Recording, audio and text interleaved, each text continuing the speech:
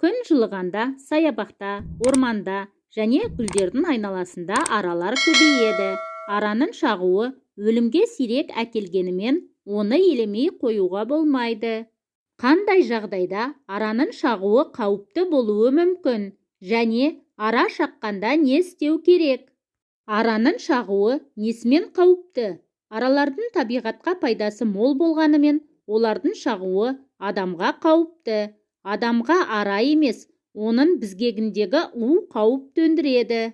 Ара шағуының негізгі белгілеріне шаққан жердің күйіп ауруы, қышу, ісіп кету, бас ауру және бас айналу жатады.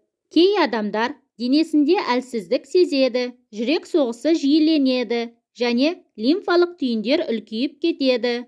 Көп жағдайда адамдар ара шағуын жеңіл өткереді. Алайда, егер адамның иммунитеті әлсіз болса, аллергияға бейім болса және созылмалы ауруы бар болса, ол кей асқынуларға шалдығуы мүмкін.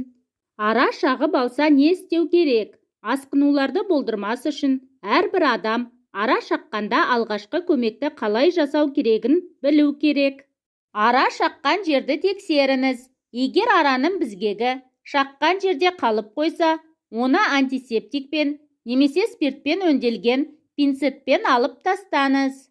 Бастысы, безгекті қолмен қыспаңыз, әйтпесе у қалдықтары тінге терең еніп кетеді. Жараны антисептикалық құралмен сүртіңіз. Шаққан жерге салқын бірдеңе басыңыз. Су көбірек ішіңіз. Ара шаққан жерге антигистаминдік жақпамай немесе крем жағыңыз. Егер ара көзді, ауыз қуысын шағып алса, жылдам жедел медициналық көмек шақырту керек. Араның бет тұсын шаққаны қауіпті. Бұл жағдайда аллергияға бейім емес адамның өзінде қатты ісік пайда болуы мүмкін. Егер ара тілді шағып алса, ол қатты ісіп, тыныс алуды бітеп тастауы мүмкін. Мына жағдайларда жедел жәрдем шақыру керек. Ара шаққаннан кейін денеге бөртпе немесе басқа да аллергиялық реакция шығып кетуі. Ара шаққан адамның температурасы көтеріліп кетуі. Адамды бірден бірнеше ара шағып алуы. Достар, бүгін дайындаған араның шағуы несімен қауіпті атты пайдалы ақпаратым ұнаса, каналыма жазылып, лайк басуды ұмытпаңыздар. Аман сау болыңыздар.